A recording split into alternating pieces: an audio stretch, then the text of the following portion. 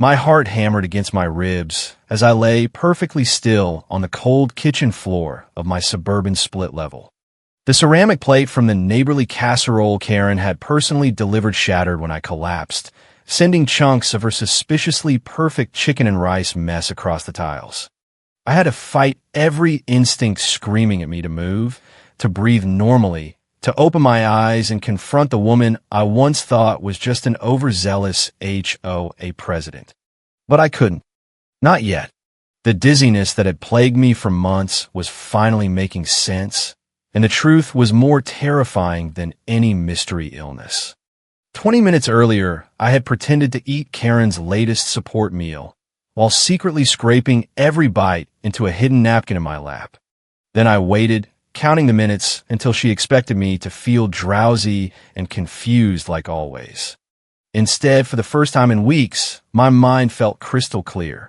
When I heard her footsteps approaching the front door, she had used her master HOA key for a routine wellness check. I quickly scattered the hidden food around my plate and threw myself to the floor, letting the dish crash dramatically.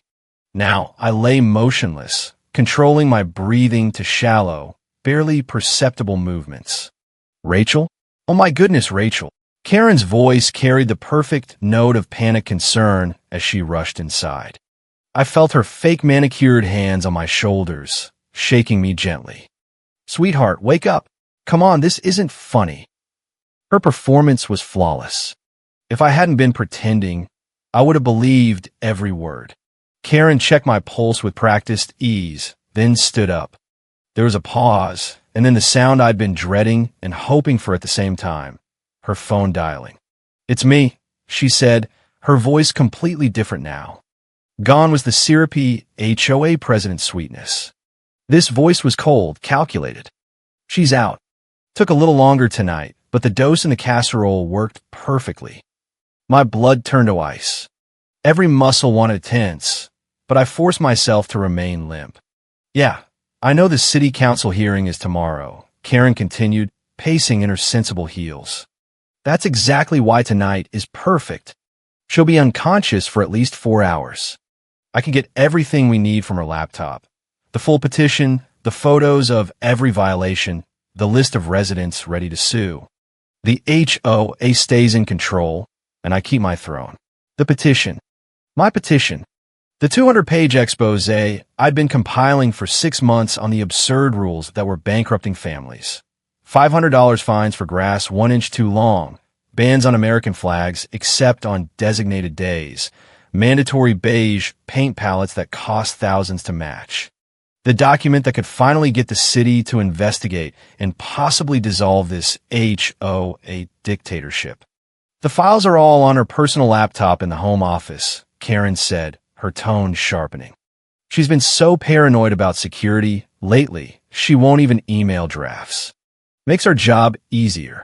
Our job. There was someone else, probably the vice president she'd been texting all summer. Someone paying her to drug me, to steal my work, to destroy everything I'd built to protect this neighborhood. Listen, the transfer goes through tonight or I'm done, Karen snapped.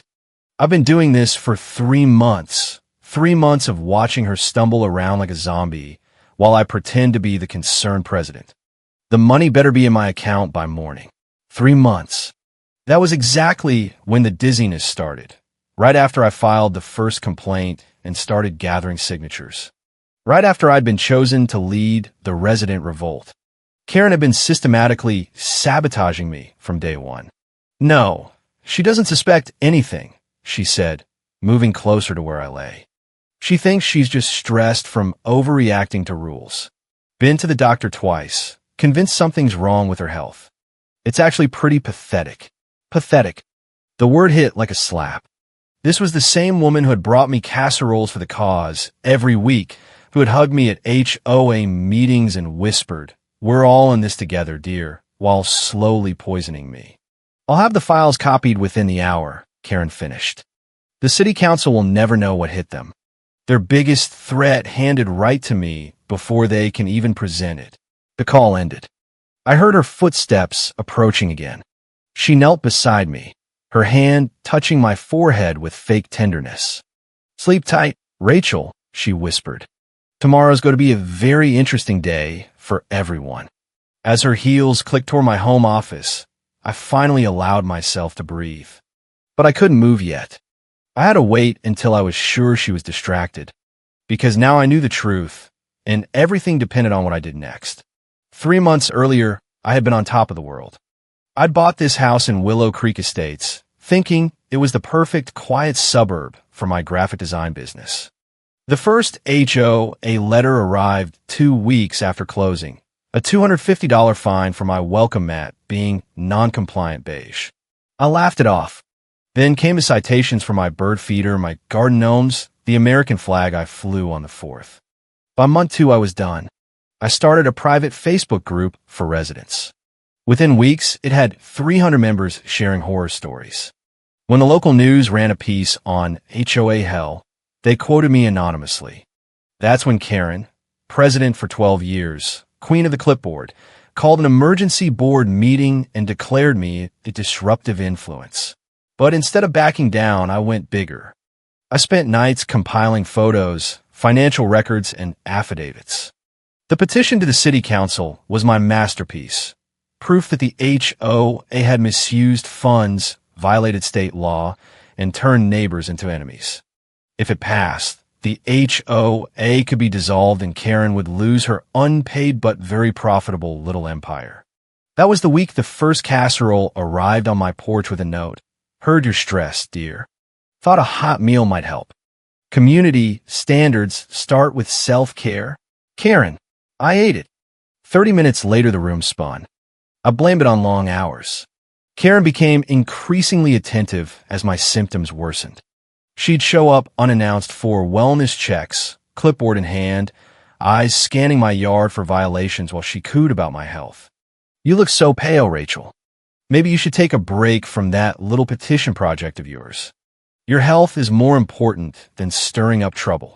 Her concerns sounded so genuine. She'd insist on driving me to the doctor on days I felt unsteady. She'd call to check if I'd eaten her latest delivery. I worry about you out here all alone, she'd say, patting my hand like a concerned aunt. These rules protect us all, don't you see? I couldn't slow down. The city council hearing was set for the end of September. My entire fight against the HOA was riding on this petition. So I pushed through the fog, the dizziness, the growing sense that something was fundamentally wrong with my body. The appointment with Dr. Patel couldn't come soon enough. By mid-August, my symptoms had become impossible to ignore.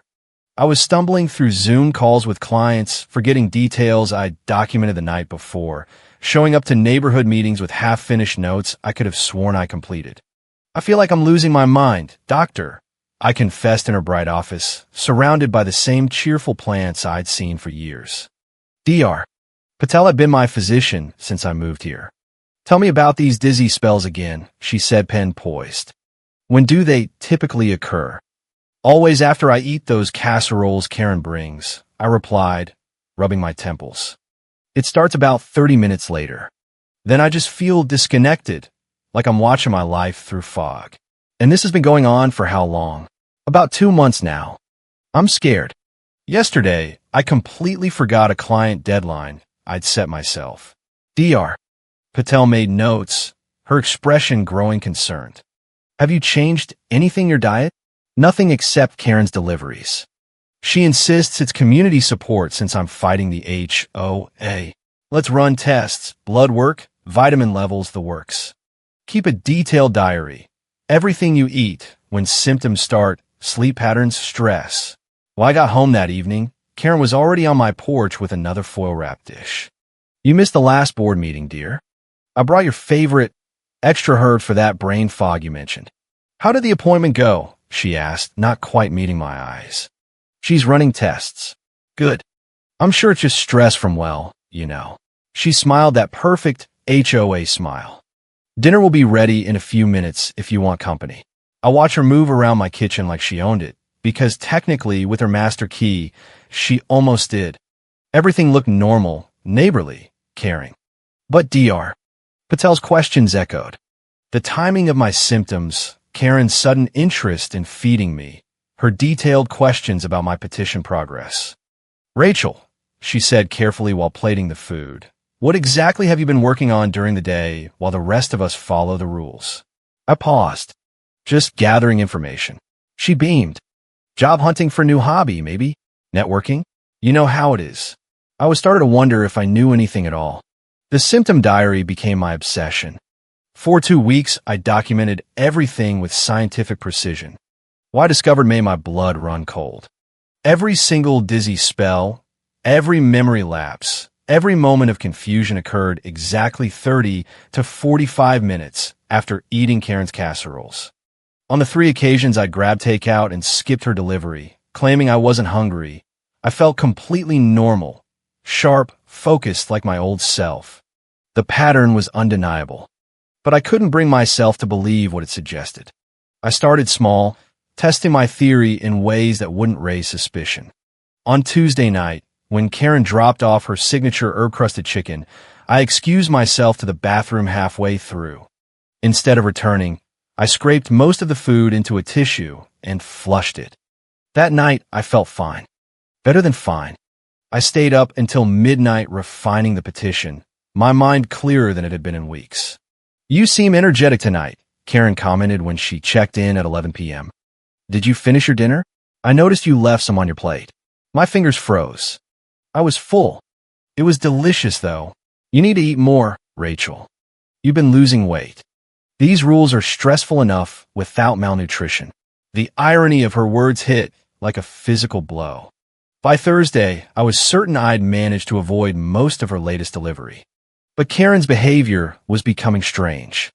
She hovered while I ate the small portion I allowed myself, asking if I liked the seasoning, if the rice was cooked properly, if I wanted seconds. "You're not eating enough," she said Friday night, tone sharper. "You barely touched the casserole. I'm just not very hungry lately. This isn't healthy. You're already under too much stress with your little project. If you don't eat properly, you're going to make yourself sick." Make myself sick. As if I was the one poisoning the neighborhood. That weekend, I decided on the ultimate test. I would eat everything Karen prepared and document exactly what happened. Saturday's delivery was her famous seafood pasta. I ate every bite, complimenting the sauce, asking for the recipe like I always did. Karen seemed pleased, more relaxed. 37 minutes later, the familiar dizziness hit. But this time I was ready. I'd hidden a small recording device. I documented the spinning, the sluggish thoughts, the disconnection. "I think I need to lie down," I mumbled, words slurring. "Of course, dear. You've been working too hard on that petition." Karen helped me to the couch, hands gentle and supportive. "Just rest. I'll clean up." As I lay there, fighting to stay conscious, I heard her moving around the house. Footsteps in the hallway. The sound of my home office door opening. The quiet hum of my laptop starting up. My laptop, the one with every piece of evidence against her. Through the fog, pieces clicked together. Karen's sudden casseroles coinciding with my petition gaining traction, her detailed questions about signatures, the way my symptoms always left me unconscious for hours, giving her free access to my files. I needed proof. Real proof. Sunday night, I made my decision. Tonight, Monday, I would pretend to eat, hide the food, and fake being unconscious. It was dangerous. If Karen discovered me, I didn't know how she might react. But I had to know the truth. Monday evening felt like preparing for battle. I spent the entire day at my desk rehearsing every detail until my hands stopped shaking. The city council hearing was tomorrow morning, less than 24 hours away.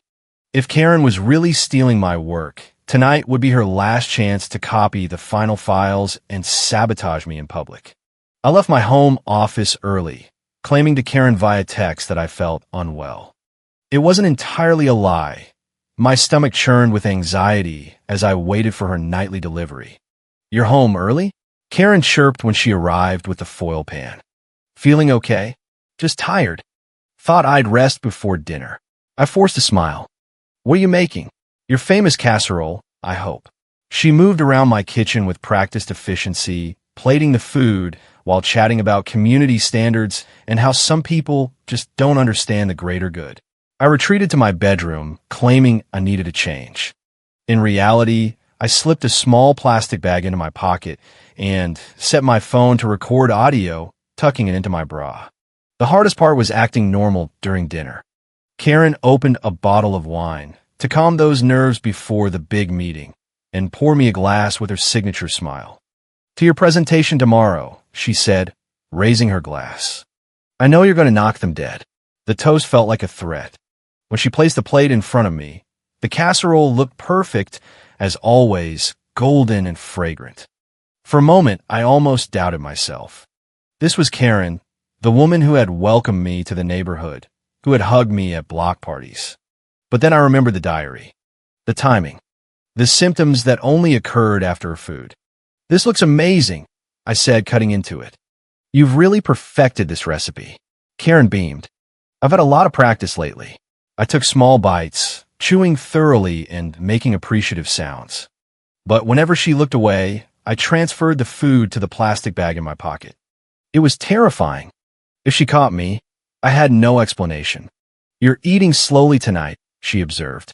"Savoring it," I replied, taking a sip of wine. "I want to enjoy this before tomorrow's craziness." After 20 minutes of careful deception, I'd hidden most of the meal. My pocket felt heavy with evidence. "I'll clear the dishes," I said, standing with my empty-looking plate. "I'll help," Karen offered. "No, you brought it." "I'll clean." "Only fair." In the kitchen, I quickly disposed of the hidden food down the garbage disposal, running water to erase any trace. Then I returned to the dining room, where Karen was finishing her wine. Now came the hardest part. I had to wait for the usual time, when I would normally start feeling dizzy, then fake the symptoms convincingly enough to fool the woman who had been watching me experience them for months. "I think I'll work on the petition a bit," I said, glancing at the clock. It was 7:45 p.m. By 8:30, I should be feeling the effects. "Don't overdo it," Karen said sweetly. "You need your rest." I went to my office and pretended to type, but really I was watching the clock and listening for her movements. At 8:25, I heard her loading the dishwasher. At 8:30, I took a deep breath and began my performance. I stumbled slightly as I walked back to the kitchen, gripping the doorframe. "Well, I feel really dizzy all of a sudden." Karen looked up from the sink, concern flooding her features instantly. "Again, Rachel, this is getting worse." "I just need to sit down," I mumbled, swaying. But instead, I let my knees buckle and collapse to the floor, knocking over the ceramic plate on the counter. It shattered with a satisfying crash. Then I lay perfectly still and waited to learn the truth. The phone call ended. I heard Karen's heels moving toward my home office. This was my chance. I waited until I heard my laptop booting up, then slowly opened my eyes. The kitchen was dimly lit, broken ceramic everywhere. My body ached from lying motionless, but adrenaline kept me focused. Moving silently, I rolled onto my side and pulled my phone from my bra. The audio recording was still running. I had everything: Karen's confession, her conversation with whoever was paying her. But I needed more. The sound of typing came from the office. Karen was already accessing my files, probably copying the final petition right now. I had maybe 20 minutes before she finished and came back to check on me. I crawled toward the kitchen counter, staying low.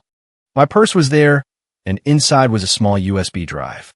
If I could reach my laptop while she was distracted, I might copy her communications. But first I needed help. Real help. I pulled up Dr. Patel's contact and texted, "Emergency. Can't call. Karen has been drugging me. Need police. Send help to my address." Then I scrolled to Detective Ramirez, a contact I'd made months ago when I first suspected HOA corruption. I sent him the same message plus corporate-style theft in progress. Have audio evidence. The typing continued. I could hear Karen muttering, "Where did she hide the signature list? Good. Let her struggle." I crept toward the hallway, staying close to the wall. The office door was partially open. I could see the glow of my laptop. Karen sat with her back to the door, a USB drive plugged in. On the desk beside her was her phone and a small vial of clear liquid, the sedative physical proof. My phone buzzed. Dr. Patel, on my way. Called police. Stay safe. Another buzz from Detective Ramirez. Units dispatched. Do not confront. Stay hidden. Relief flooded me, but I wasn't safe yet. I needed that vial and video evidence. Carefully, I raised my phone and started recording through the crack in the door. Come on, Karen muttered, clicking rapidly. Budget breakdown violation photos. She was stealing everything. Not just the petition, but every piece of ammunition I had against her. My phone buzzed again. Unknown number. Payment confirmed. Bonus if you get the full resident list too. Karen's phone. I screenshot it before it vanished from her lock screen. Perfect, Karen said, apparently finding what she wanted. The city council won't know what hit them. The sound of sirens in the distance made my heart leap, but also made Karen freeze. She stopped typing and tilted her head. What the hell? She stood up. The sirens were getting closer. Karen moved toward the window. I realized with horror she would see the police cars. I had seconds before she discovered I was gone from the kitchen floor. I scrambled back toward the kitchen as quietly as possible, but I wasn't fast enough. Karen's heels were already coming down the hallway. Rachel, she called. Rachel, where are you? I dove behind the kitchen island just as she entered. Through the gap under the cabinets, I could see her feet searching around the broken plate. Rachel, her voice was sharper now, panicked. Where the hell are you? The sirens were right outside. Red and blue lights flashed through the windows. Car door slammed. Karen ran back toward the office to destroy evidence. This was my chance. I stood up and ran for the front door, unlocking it just as Detective Ramirez reached the porch. She's in the office, I gasped. She has my laptop, and there's a vial of drugs on the desk. Ma'am, step outside, please, Ramirez said, motioning officers inside. As I stood on my front lawn watching police flood my home, I finally felt safe enough to collapse. The nightmare was over, but the real reckoning was just beginning. The next few hours passed in a blur of police statements, evidence collection, and the slow, painful process of watching my life get dissected by strangers. Detective Ramirez sat across from me at my now-cleared kitchen table. We found everything, he said, sliding a clear evidence bag across. Inside was the small vial I'd seen, Karen's phone, and the USB drive she'd been using. The substance is a mild sedative, easily obtainable. Mixed into food, it would cause exactly the symptoms you described. I stared at the vial that had controlled my life for months. How long would it have taken to seriously hurt me? You were lucky you figured it out when you did. Long-term use could have caused permanent cognitive damage, liver issues, even coma if she'd increased the dosage. The thought made me shudder. Karen had been willing to destroy my health, my mind, my entire fight for this neighborhood, just to keep her power. What about the theft? I asked. Ramirez pulled out Karen's phone, now unlocked. We traced the communications to the HOA vice president and a private lawyer they hired. They've been paying her $5,000 a month for inside information, with a $50,000 bonus if she delivered your complete petition before the hearing. $50,000. That was what my health and my years of work had been worth to her. The good news is we caught her in the act, Ramirez continued. She'd already transferred most of your files when we arrived, but our cyber team traced everything. The entire HOA board is now under investigation for conspiracy and fraud. Dr. Patel arrived just as the detective finished. Seeing her familiar face in the chaos felt like solid ground. How are you feeling? She asked, immediately checking my pulse. Physically, better than I have in months. And emotionally, I trailed off. That's normal, she said gently.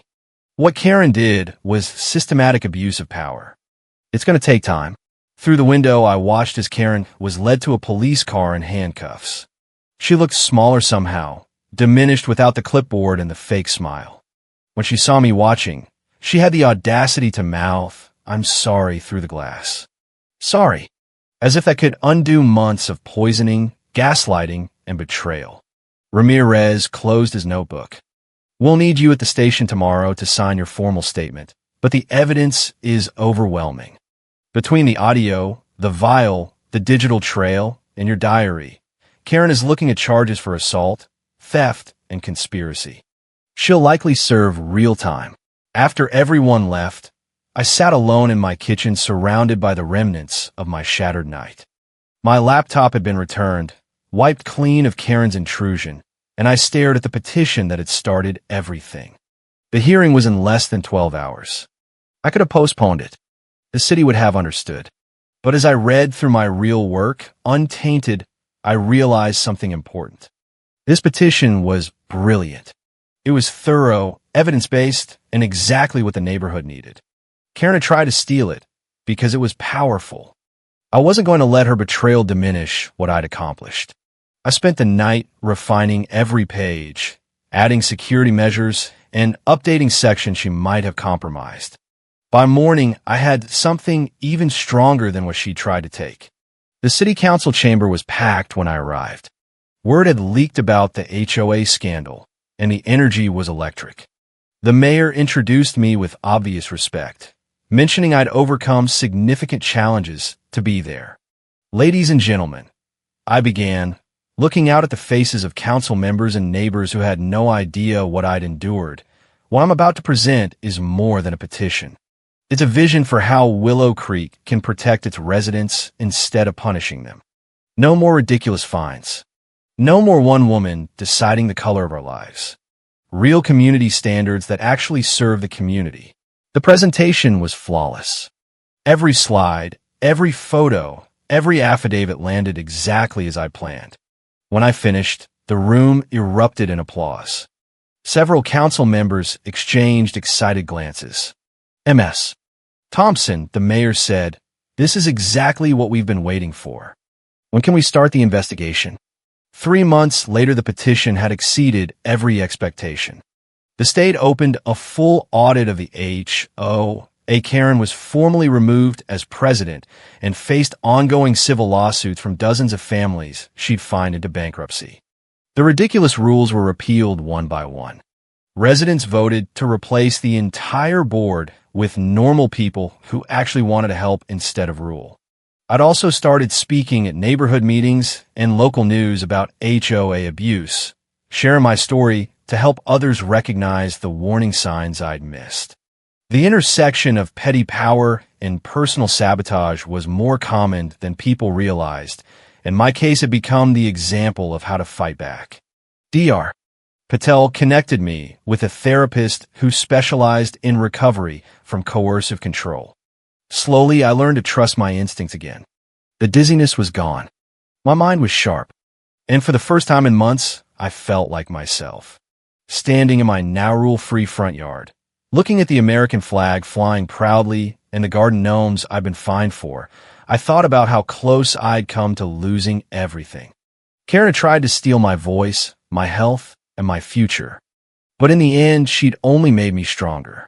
The framed city council approval letter hung on my wall, a reminder that sometimes the best revenge is refusing to let a clipboard-wielding tyrant define your story.